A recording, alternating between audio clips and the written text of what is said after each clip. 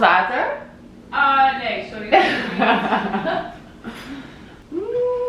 Okay guys, what is up? Welcome back to another video. This is kind of a surprise mukbang. I'm with Nina. Hi. Long story short, we have known of each other for a really long time, but we had never met in person until like a week ago. Yes. We met at a Super Bowl party and we have a bunch of mutual friends, and within 5 minutes we decided that we needed to film a video together. So excited. Yeah, we need to do it. She's also Dutch, so we have that connection. And yeah, we're gonna do a little mukbang chill Q&A today. We actually have acai bowls. They look so good. They look so good. I saw them everywhere online and I'm like, should we order these today? Yeah.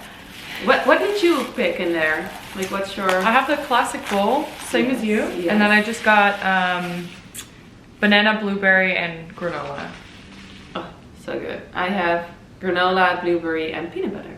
Nice. Oh, and almond butter. Oh, almond butter. Yeah. Oh, nice. I love it. Can't not get the almond butter. I know. It's so good. So for those of you guys who don't know Nina, she is a model, first and foremost.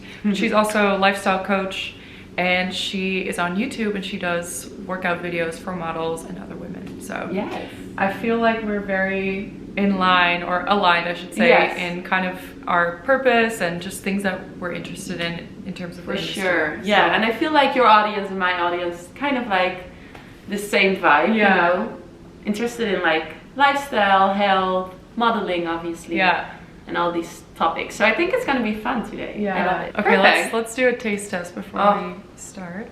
To be careful with this white couch. I heard this is great, so. Oh my god, it's really good. this is maybe the best acai I've ever had. Wow, it's so good. I'm so glad you could order. Wow, here. I know. I obviously haven't filmed this in a long time. I'm a little bit rusty, but I want to start by kind of hearing about how you got into the industry, how you started as a model, and a little bit about what kind of modeling you do in your career. Yeah, so I mean, I'm super tall, as you can tell. Like I'm one of the very tall girls, and I was tall already when I was super young. So, you know, people could tell like, okay, she's getting very tall and slim, and so they scouted me at a very young age. I'm from the Netherlands as well, so you know, when I was going to Amsterdam with my mom, for instance, like they would ask me like, you're interested in modeling, and I was super young. I'm like 12, you know, like super young, and I was like not interested really.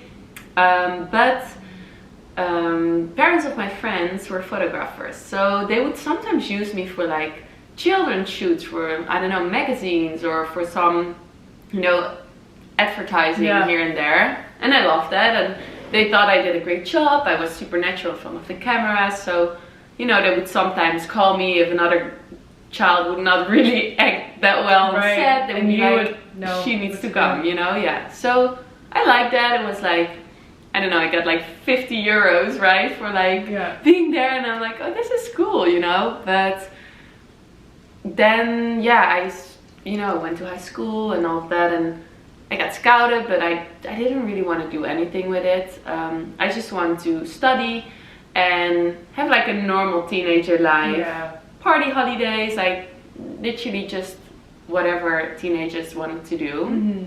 So I did that, and I went to university after, so I started health and life science in Amsterdam. I moved to Amsterdam to study there, but then you know, you get a little older, and I was like, okay, maybe I feel bad if I never even try, you know?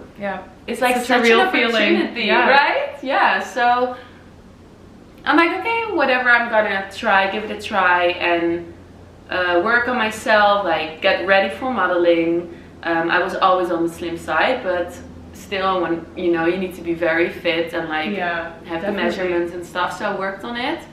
And then as soon as I started, like I did great things, and things went very well, and I loved it. I was like, wow, why did I thought this wasn't for me, you know? So that's amazing. It was really fun. Do you think it was more of a timing thing though? Like you maybe wouldn't enjoy it as much if you were forced to do it? And if I look back at it, I'm so glad that I started at age 18, because I knew already a lot more about myself than at age 14 or 15, you know. And I feel like partly the fact that I'm still doing this, I'm doing this now for almost 10 years. I think a big factor in it is that I wanted to do it at that age, and that I already had some confidence and some like boundaries and stuff, that I just really did it because I liked it. So I think that's really helping in my career now, because you can tell, oh, she's liking this job, right? Yeah, so that's so nice to hear. I feel like it's one of the most asked questions. I don't know, I'm sure you get these too, but for me, one of the most asked questions is like, when is it too late to start? And I don't know, this might be too spiritual of me, but I almost feel like there's no wrong time. Like, if you're gonna have a career, you're gonna have a career, you know? Yeah, I think so too, yeah. And I feel like with all the girls I met over the years who started way too young, or forced way too young to get in the measurement, or this or that or that, it's never good on long term, you know? No. Almost never, you know? Yeah, so you just don't have the time to build like a good relationship with yourself, or your body, which is ultimately so important. Exactly. And yeah, so how did you start actually? If you probably your followers all know, but I'm just curious too. I haven't talked about it in a long time. So when I was 4 in the Netherlands. Oh wow. I did my mom actually submitted me for, you know, Libelle? Yeah. It was like a contest, photo shoot contest, and I got it. For Christmas catalog. I was 4 years old. Oh my god. I still have the pictures. Yeah, I want to see. Maybe I'll insert them in the video. And then for like 7 or 8 years, nothing happened. My parents always had the idea to put me in an actual agency. Oh wow. But we moved around a lot. That's when we moved to Canada and Aruba, and moved back to Canada. And then when I was 11, almost 12, my parents took me to a local agency. Oh wow. And I was very set on modeling. So your parents have a big factor in this too. Yeah, if it wasn't for them, like I maybe would have never done it. Yeah. Wow. That's yeah. So cool. But yeah, long story short, they took me to an open call, and it's kind of you've been doing this for a long time. A long time. Wow. But when you're 12, you can't really do modeling. Yeah. So I was doing little commercials here and there, and then at 14, I think it really started. Yeah. So very young. Still very young. Wow. I know. And you're still like enjoying it. I still love it, but I think maybe with ups and downs, I'm not sure. For sure, ups and downs. I think for me I think the reason why I like it so much now is because it's actually in a place where I always wanted it to be. Yeah. And it wasn't always like that from the beginning. It was like a very long journey. Yeah. So now I'm actually grateful all that happened, but now I'm like, oh, this is what I always thought it was gonna be. But I feel like it's also partly because we both grow older. You know, you feel better about yourself so much. Yeah. Like you look at the positive things of everything, of the job, but also of yourself, and like just like the good things that go well, instead of like, oh, I didn't get this, or this is wrong. So or true. This is like, you focus on the good stuff way more, and you're way less insecure. Yeah. So getting older, I heard that always. People were always saying that, like, I love getting older because it gives you so much confidence, and I'm like, why would that give you confidence? But in the end, it does. You know, it's all in here. Yes, it's all in there. I'm so scared with this color on your couch. Oh, I know. I didn't think about it, but it's okay. I trust you. I did it to myself. So. I want to hear a little bit about your career, and you were mainly high fashion for many years. Yeah. Still do a lot of high fashion work.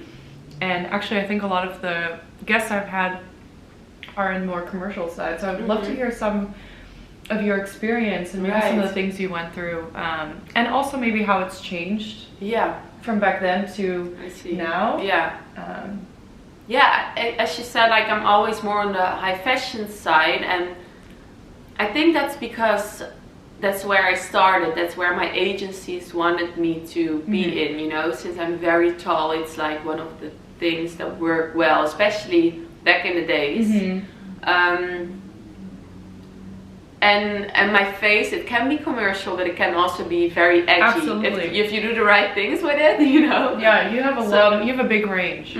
Thank you. Yeah. So yeah, I started with the high fashion brands and like the magazines and all of that. And one of my big first things was the lookbook for Balenciaga. So if you start with that kind of brand, especially back then, was like super high fashion, super edgy, and you know, then that's gonna be interesting. And so I started with the fashion weeks and all of that, and actually, I don't know, like so many models hate fashion week. Like it's, especially then, it was like, it's so much work. It's not glamorous at all. No. At all. It's like going to a million castings a day, here and there, in like different cities, and yeah, trying to get in the show every single day. And then there are seasons you don't even walk any show, but you went to maybe like 150 castings, right? So it's a lot of rejections, and a lot of competition, and yeah. So, but I don't know why, but I loved it from the beginning. I think because it's the only thing in modeling that's really live. It's something that's, it's true. It's like, it's really real. Yeah, it's like the adrenaline that comes with it. I cannot describe it with anything else. So I loved it, you know. Yeah. And of course there were seasons that I didn't book as much, and I'm like, what am I doing, you know? Because you also spend a lot of money yourself. It's not that the agencies pay everything or something, or clients. You fly yourself to the different countries to try to get into a show, you know? Yeah, it's a lot of risk on you. Yeah. So, yeah, and I feel like over the years, it definitely changed, but like in every direction, you know? Then one season there was like only, like it was more about changing in the way the girls would look, you know? Not really pretty faces anymore, but more like the alien faces, or then they changed in body something. I felt like it was more like, okay, we choose a few plus size models, and then the rest is still super skinny. I have the feeling it's a little bit performative. Yeah. You know? Yeah. And it's also very different per country, is what I can tell. Like, it's true. New York is very, like, Fashion Week is just over. Like, day before yesterday was like the last show I did, and I can tell, like, the shows I walked, they, for the first time in my career, they didn't only have like the super skinny and the plus size, but then everything in between. That's nice. Which was really, nice and interesting to see. Okay, but I feel like they don't do that really as much in Europe as they do it here, you know? True. That's interesting you say that. Yeah, I almost feel like it's always like two ends of the spectrum, the most extreme. Yeah. Which when is really both not really healthy. No, and most of the population is somewhere in the middle, exactly, you know what I mean? Even myself, I feel like I'm, you know, obviously I'm skinny, I'm slim, but I'm, you know, a little bit on like the, I don't even know. I feel like commercial body size, like normal people size, you know? Or average body size, I should say. Yeah, it's hard to always it's hard to find the right words for that, but I think you get what I mean. Yeah. That's nice to hear. Yeah, and it was nice to see that also the designers, like they loved certain pieces on girls with more hips, or, you know, they were searching for things that fit the body of the girls. So, and not trying to put the girl in the clothes. That's really, so important. Yeah. It was really fun to see, and also you can even tell that everyone feels much more relaxed that way, you know? Yeah. It's not like, oh, the skinnier you are, the better, or the more chance you would walk a show, you know? Yeah. So, yeah, that's really I love refreshing. That. Yeah. Nice. Yeah. I love high fashion modeling for these things, like the adrenaline, like the shows, it's really cool. I know that feeling. I've done a few shows myself, and so there's nothing like it. No, it's really cool, right? And when it happens so fast when you're in it, you know this better than I do, but after you're like, oh my god, I can't believe it already happened, I want to do it again. So I totally understand that feeling. That's fun. Yeah. Well, it's a long time ago you walked these shows? Yeah, pretty long time ago. Like in the beginning. Yeah. They tried to put you maybe first in high fashion scene. I think they tried to do like Toronto Fashion Week. Ah, cool. You know, it was like local, but ended up just being more commercial. Right, so, but I can't complain. And that's good actually, because I think a big mistake in the industry is that they try to push models into certain categories that they're just not made for, you know, or that just not is ideal for the type or the look they have, you know? Yeah. I think one of the biggest differences in the industry now, and I'm not saying it's perfect, but I think in the past they had a certain look and they tried to put everybody in a certain box, and now it's like, okay, if you have something special, we work around you and your face and your body. And I think that's how it just should be in general, you know? So true. And also, I remember like the first seasons I did, they would like in the beginning try to totally make you even a certain person, right? Like I should wear like dance shirts and like, right? I should, when you're going to the casting. I shouldn't smile, you know? I wasn't cute. I was not girly. I was like a cool guy almost, right? Like, so interesting. The androgynous era. I totally remember that. Wow. It's so funny the things you remember and how they change over time. Yeah. Although I think if you would start now, it's still kind of similar, I think. They will try to, you know, give you this, like... Yeah, that's a good point. I think the way you start your career is similar to how it always was. You do the open call or you meet the agency, and then you have to build your book, and you maybe have to travel, and you have to do all those like harder things. But the longevity of your career and the type of career you have is going to be different than what it used to be. Yeah, I think so too. Which is nice. Speaking of career, you made sort of a pivot in your career a little bit, because now you obviously do the lifestyle coaching, right? And you film the YouTube videos, which are super successful. So I kind of want to hear about when you started that, or when that interest kind of happened for you. So as I told you, like I was already studying before I started my model career. So I studied health and life science. I was always very interested in this. And then I was like, okay, let's give modeling a try too, you know, why not? And that went well, but I still always wanted to graduate from university too. So I did both things in the same time, which was, I wouldn't recommend it to like a lot of people. Like, very hard. I did it, but like it's a lot of discipline, but in the end I'm so happy I did, because now you have both.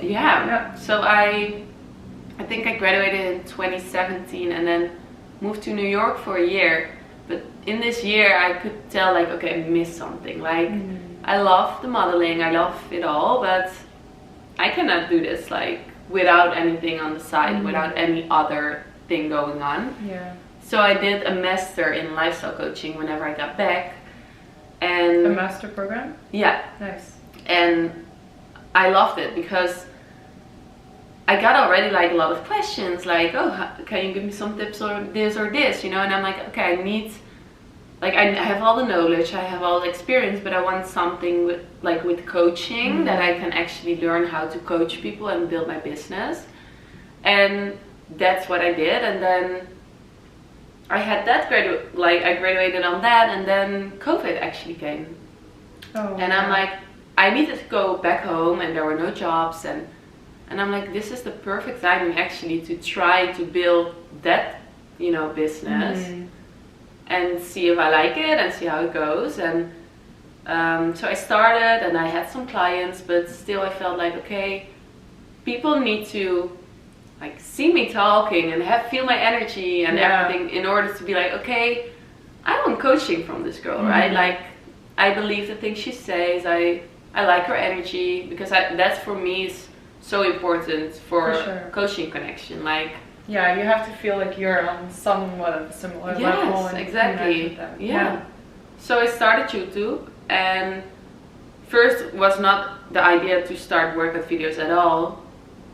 You know, I just was like, okay, I'm just gonna make some videos because why not? It's like I have the time, like so much time right now. Oh my gosh, so much time. Right? So we never have that much time ever again. Exactly. I think I put like one video up because some friends were asking like, oh, what app workouts do you do? I'm like, oh, we'll film like how I combine them myself, because I always like combine my own workouts. I never did other workouts and from other people, and that was like, that video blew up, and I'm like, oh, this is what people want to see, you know, and I loved it. And that's when I I'm like, okay, I'm gonna make videos for lean bodies.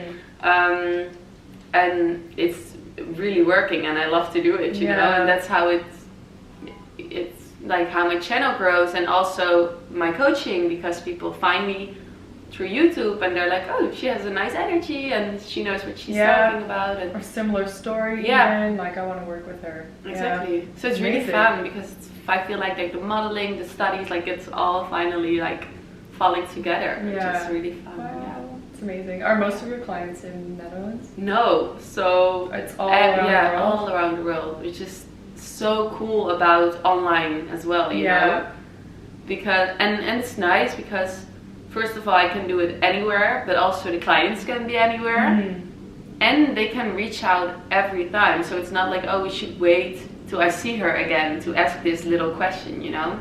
Yeah, they can connect with you. Yeah, it's super easily. It's nice that you allow that too. Yeah. Wow.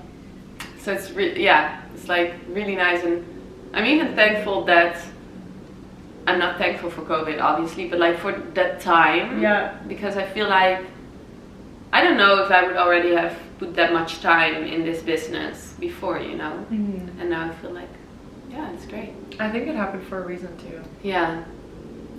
We all needed to kind of slow down and reflect and exactly recalibrate where our energy is going, you know? Okay, so one other thing that I wanted to ask you about that I know a lot of other models deal with is a long distance relationship when you're modeling or being in a relationship and traveling.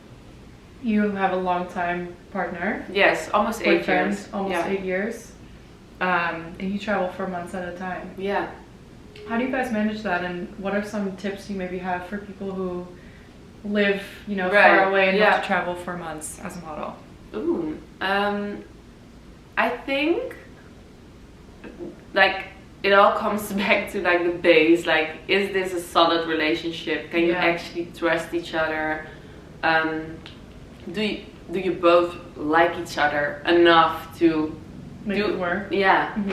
And you know, of course, in the beginning when I was traveling a lot, he didn't know anything about the industry. He would see all these pictures of me popping up, you know, with like not as many clothes or this or that. And of course you have to find a way, but as soon as that like first months were fine, you know, it goes super well for us. And I think it would not be for everyone the same, obviously, also because it's also your personality and the type of relationship you have, you know, like totally agree. Do you what is important for you in the relationship, you know? I think for me it's super important to feel super connected with someone and feel super supported by someone, and someone always has your back and fully trusts you, and it's like your biggest cheerleader at the same time as your lover and best friend, you know? So I think if that all is just like, if the base is just super strong, you can do it. But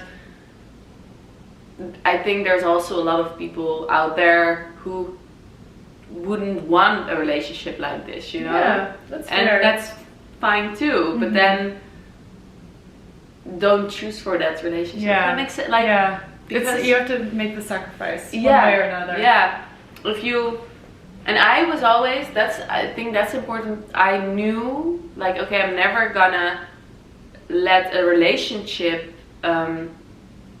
like stop my career or hold me back in my career or hold me back from the dreams I have or the things I want to do. And as long as you know that, okay, this is for me super important, then, you know, you will also find someone who's gonna fit with this, you know? Support you. Yeah. So true. Yeah.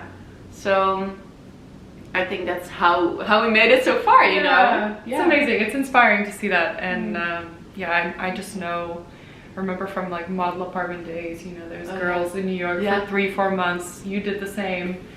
And they're Skyping their boyfriend, you know, for the 1 hour where they have the same time zone. And you just have to make it work. Yeah, exactly.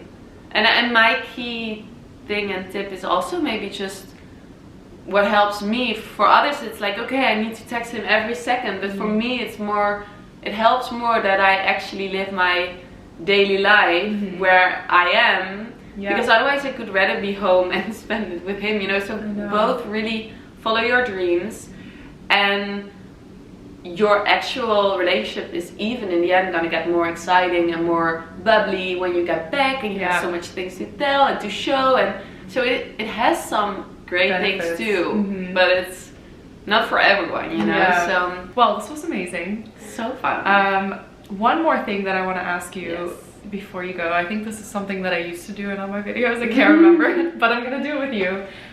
Just a piece of advice that you have for any girls who's maybe starting or wanting to get in the industry. I think it's maybe a little cliche, but then on the other hand, I don't think it's cliche, because I would really say start at a moment that you feel confident enough and strong enough, and you know your boundaries and you know what you want and don't want, and don't start earlier. That's what I would say, because that's, I think, the thing in my career that really helps me. And that's showing off as well, you know, as long as you feel, and of course, like no one is yet 100% confident, but I think if you feel confident about yourself, you can say like, okay, I feel good when I walk in a casting, or I feel good when I go somewhere. That's gonna change your whole career and your whole mood and mindset during your career, and you're not gonna stress every day about so many things that you feel bad about, right? Because in the end you're gonna be model, but what I see a lot is that it actually make a lot of people less confident being a model, right? Yeah, it's true. You become aware of like every little thing, every little movement. People tell you also all the things about yourself that aren't true without asking, you know. It's like, oh, you should maybe don't do that, or maybe change that a bit, or where other people would never hear this feedback, you know. You're not gonna tell a random girl like, oh, you should change this or this. But if she's a model, then they can, you know, so. Yeah, you have to have a little bit of thick skin. I think about this often because sometimes at work, you know, maybe you have hair that you don't like, or you have makeup that you don't like. This happens a lot, actually, to me at least.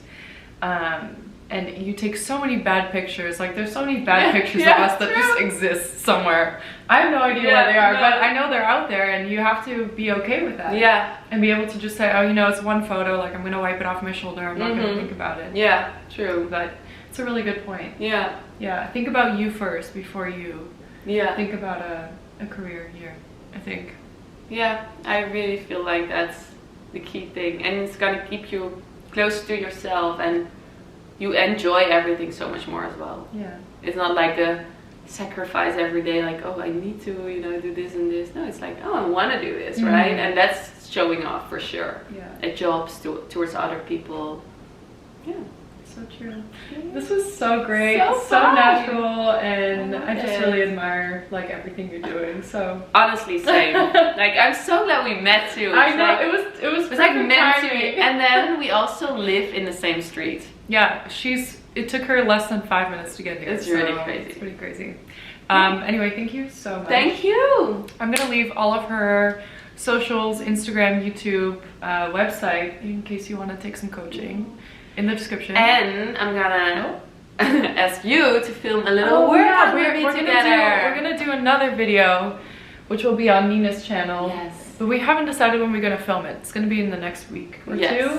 It's gonna be soon. So it's gonna be probably like a couple workout, like best friend workout, like a fun, short, effective workout that you can do with your friend, your sister, your boyfriend, whatever. So it's gonna be really fun. I'm excited for that. Thank you guys so much for watching. Don't forget to give this video a thumbs up, subscribe, and we'll see you in the next one.